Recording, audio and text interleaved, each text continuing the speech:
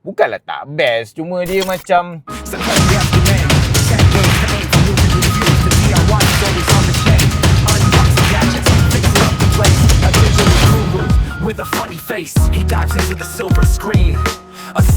Assalamualaikum, hai. Okay, sebenarnya aku dah tengok cerita Supergirl ni dah lama dah. Minggu lepas hari Rabu dia ada release screening. Aku dah tengok awal lah, tapi tak tahulah kenapa aku malas betul nak buat review. So hari ni mungkin hari Selasa kot aku baru nak publish.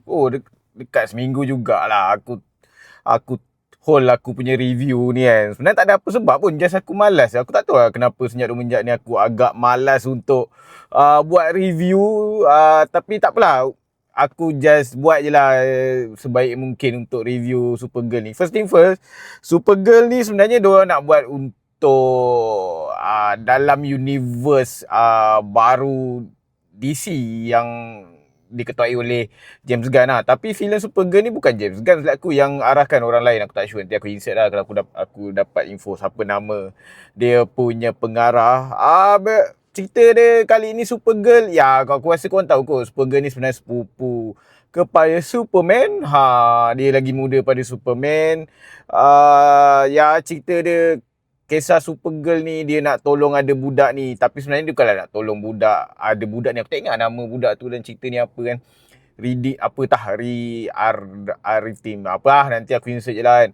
So dia nak tolong budak ni untuk balas dendam, tapi bukanlah, macam cakap, dia bukanlah nak tolong sangat sebenarnya, tapi dia lebih kepada nak selamatkan anjing dia kena racun daripada orang jahat ni lah, main villain ni kan. Tapi main villain ni juga yang bunuh family budak tu. So saya tak sengaja dia tolong, dan sebenarnya dia lebih pada nak tolong anjing ni kan. So kalau dia punya sinopsis kau pergilah tengok dekat mana-mana kan, cari sendiri. Apa yang best pasal Supergirl ni, first thing first, aku suka aksi-aksi dia lah. Bukanlah nak kata suka apa, tapi dia lebih, orang kata lebih ganas, lebih brutal lah daripada cerita Superman. So dia punya berlawan apa semua, orang kata dia tak adalah nak macam terlalu baik hati kalau nak compare tu dengan Superman. So ya, perlawanan dia pun best. Lepas tu cara diorang set up ataupun diorang punya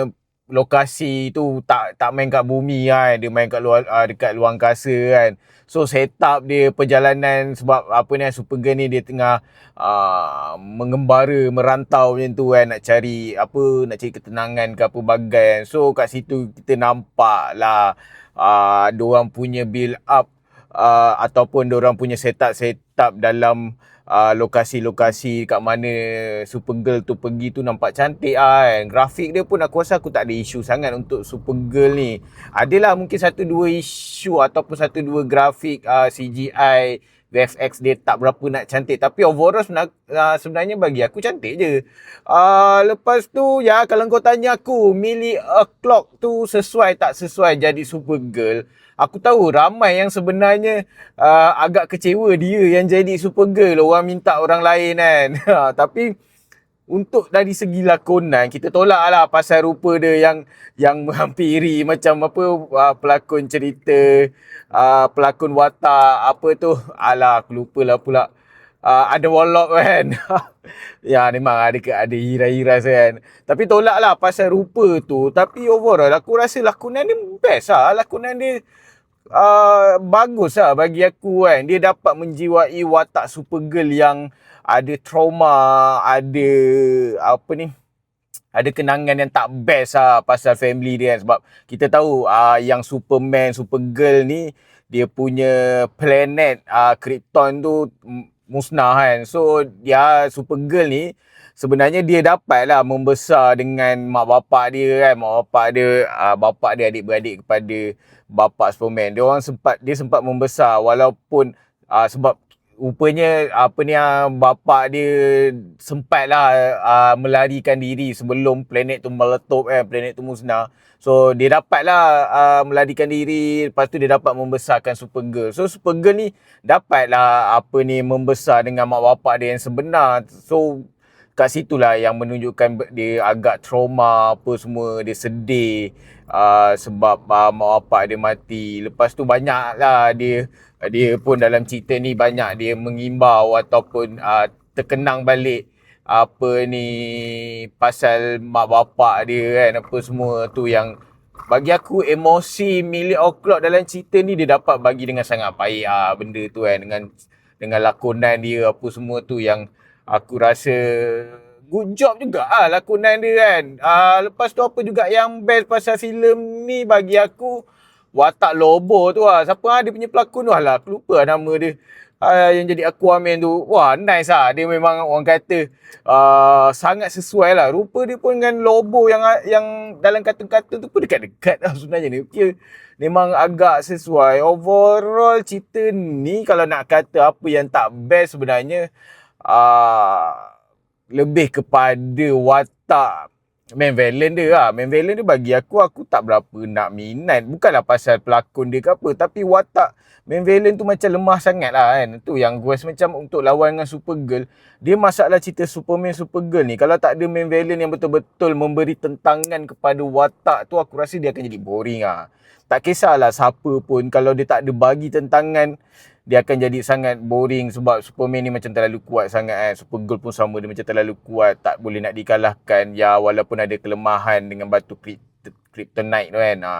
So tapi dalam cerita ni nampak macam orang kata berat sebelah kan. Lepas tu apa juga yang kurang cerita ni sebenarnya, aku dah tak tahu dia punya main plot dia apa sebenarnya. Sama ada pasal anjing tu ke, pasal nak balas dendam ke. So dia tak ada benda yang dia terlalu fokus sangat sampai kau dah macam sebenarnya cerita ni nak ke arah mana kan. Itu yang bagi aku kelemahan. Lepas tu ya macam aku cakap, budak Supergirl tu saya tak sengaja nak tolong budak tu balas dendam, tapi macam tak cukup kuat lah untuk watak tu, ataupun tak cukup kuat untuk Supergirl nak tolong dia. Tak ada macam memang budak tu macam ada tawarkan lah untuk nak bagi hadiah, kata silap aku dia punya pedang terakhir bapak dia cipta. Tapi apa kelebihan pedang tu pun tak tahu. Kenapa orang macam nak sangat kan. So kat situ penceritaan dia untuk memperkuatkan lagi orang untuk nak bantu ataupun nak join budak tu untuk selamatkan ataupun nak pergi balas dendam, macam tak kuat tau. Motif dia tak cukup kuat. So aku macam tak faham kenapa. Apa yang best sangat dengan pedang bapak kau tu kan. Kalau tak ada apa yang best, kenapa benda tu jadi kuat untuk orang nak tolong kau tu. Tu aku cakap, penceritaan dalam cerita ni dia agak kurang menarik bagi aku kan. Overall dia punya joke pun tak berapa banyak. So bagi aku kat situ pun tak ada benda yang orang kata betul-betul nak tarik kau pergi, tarik kau untuk tengok dengan lebih excited untuk cerita Supergirl ni kan. Apa lagi yang kurang? Ya overall bagi aku cerita dia bukanlah tak best, cuma dia macam bagi aku dia terlalu biasa untuk filem-filem Superman, Supergirl. Dia macam tak ada something yang orang kata betul-betul excited kau untuk follow sampai habis cerita tu. Dia just kau tengok-tengok macam tu je lah kan. Kau enjoy aksi-aksi dia. Kadang-kadang cerita dia pun ada certain tu agak draggy bagi aku kan. So kalau kau tanya aku berapa bintang untuk filem Supergirl ni, aku tak kata dia filem yang gagal, tapi dia filem yang biasa. So aku boleh bagi 7 bintang per 10. Nasib lah Millie O'Clock tu dia berlakon dengan sangat baik bagi aku. Aku sangat suka dengan lakonan dia, tu yang aku masih boleh bagi 7 bintang. Kalau dia tak dapat berlakon dengan baik, aku rasa lagi jahanam. So kalau kau rasa review aku membantu ataupun tak, korang pergi tengok filem Supergirl ni. Aku harap korang dapat subscribe tu channel aku, boleh like, boleh share, boleh komen video-video aku. Sekian, Assalamualaikum.